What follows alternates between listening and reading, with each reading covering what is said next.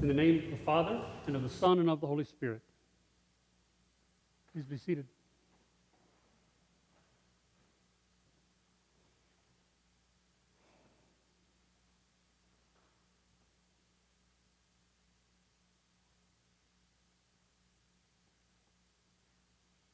Silence.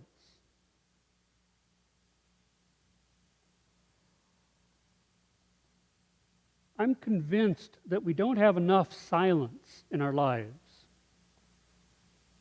We've filled our lives with noise, busyness, distracting ourselves.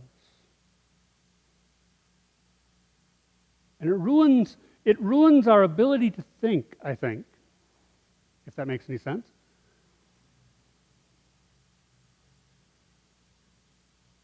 George Washington, in his journal, George Washington kept a daily journal. I don't know if you knew this. It's actually been a great help to historians because he kept track of everything he did. Today I wrote correspondence to these people about these issues. I read correspondence from this person, decided not to respond to him, met with this person over this issue. Here's what we decided. Very detailed journal. And as you page through it, you come across days with entries like this. June 24th, thinking.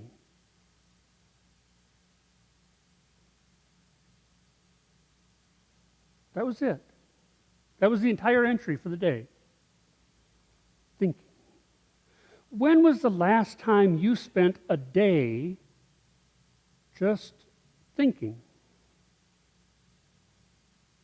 Not doing, not creating, not writing, not busy, not a day full of noise, but a day of quiet contemplation. If you're like most Americans, I'm willing to bet you can't remember the last time you did that. I consider myself to be someone who's very comfortable with silence, very comfortable with doing that type of quiet meditation. And I'll admit it's been about 4 years since I've done that.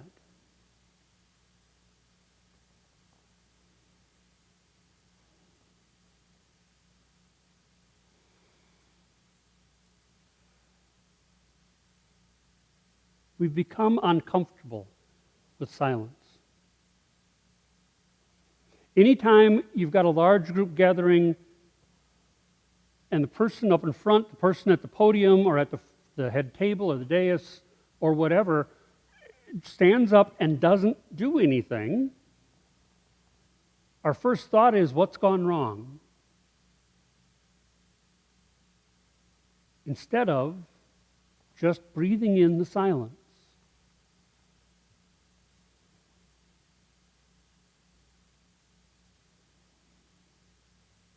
Have you ever thought about that phrase, breathing in the silence?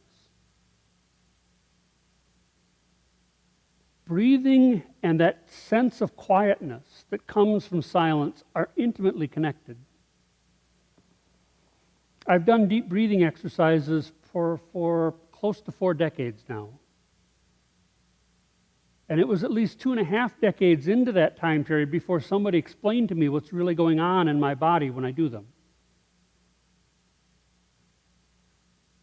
When you take a deep breath, in order to take a deep breath, your diaphragm has to move down.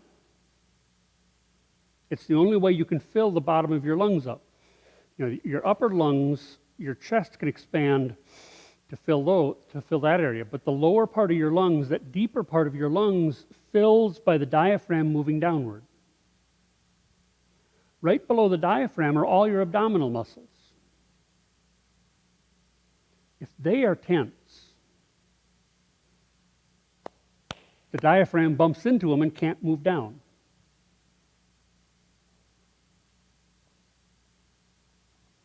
But our bodies take care of us. Our bodies recognize we need those deep breaths. We need to be able to breathe deeply, especially at times when we're under stress. Because that was usually when the tiger was chasing us in the jungle. We need air at those times. So our bodies are programmed that when the diaphragm is moving downward, those abdominal muscles will relax automatically. In fact, I challenge you to be able to take a deep breath and hold those abdominal muscles tight. You can't do it.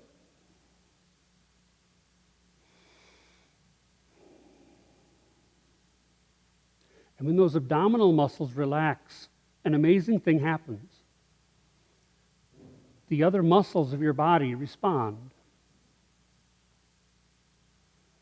So deep breathing doesn't just allow us to get more oxygen into our bodies and get rid of more carbon dioxide. It also forces our muscles to relax.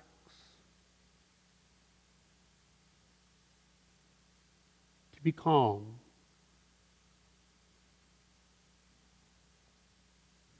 Which frees our mind to think. Because let's be honest, as a species, we didn't survive because we're the biggest or the strongest or the fastest. We survived because we were able to think.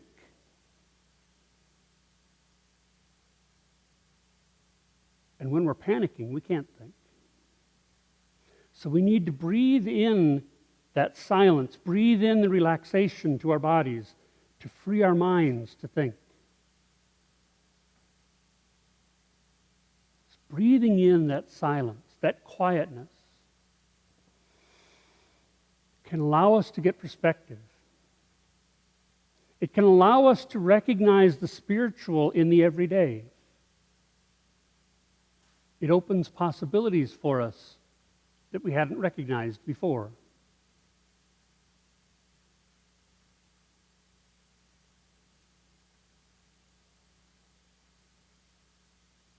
I mentioned that we tend to fill our lives with busyness and noise.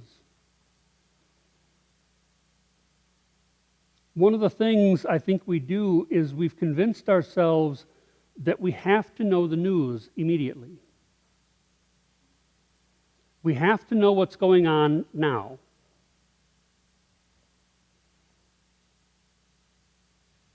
I think this is another facet of the same disease that I'm talking about. A part of the noise of our background is the news that we constantly are bombarded with. I had a doctor once when I was early on in my struggle with anxiety. My family physician asked me if I watched the daily news the national news broadcasts. I said, well, of course I do. I need to stay informed. He said, stop it.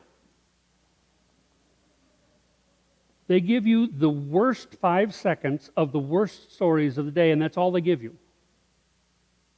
They don't give you any depth. They don't give you any detail. They don't give you any insight. You have to go elsewhere to get that. Why not just start elsewhere?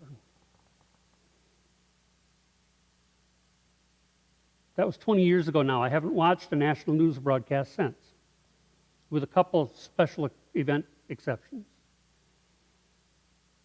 I get my news from sources, yes, and I consider myself well informed. But I get it from sources that are slower. Used to be newspapers, now I do it online, but basically I'm doing the same thing. I'm reading news articles. It slows the pace down. It gives me time to digest the wholeness of the story. Oh, and the other thing I do is I take a Sabbath from the news every week. One day out of the week when I don't touch the news. I don't read anything about the news. I don't listen to anything. I don't want to know. For 24 hours, I just don't want to know. If it's an important news event, it'll still be in the news tomorrow. If it's not, I really didn't need to know about it.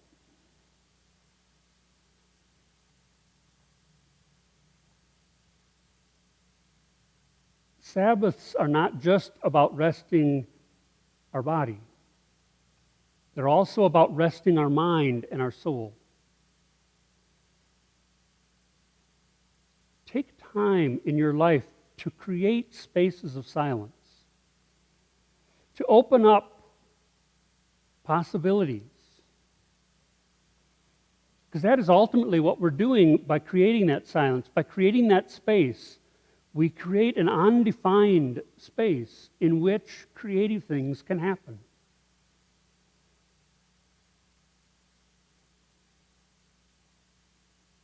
One last story. And this is one that every preacher out there will resonate with. There are many times when I'll be writing a sermon and I'll hit the wall. I'll get to that point, or a news article, or whatever it is, especially when I'm sitting at the keyboard doing it. There are these times when writer's block is what I hit. We've all had that experience. What's the best way to get beyond the writer's block? Stand up, walk away from the keyboard, and go do something physical somewhere else. Take your body out of that moment. Stop thinking about it. Stop wrestling with it. What I found often works best for me is something involving big joints. Yard work, or basketball, or karate, whatever it is. Something that gets my big joints moving and allows my mind to relax and wander. And invariably, when I go back and sit back down at the keyboard, it flows.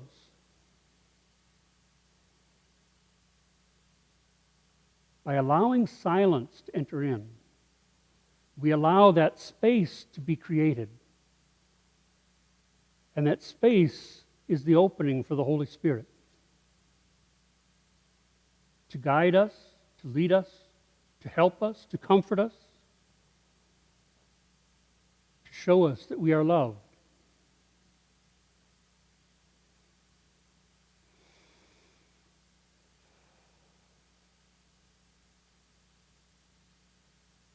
Take a deep breath.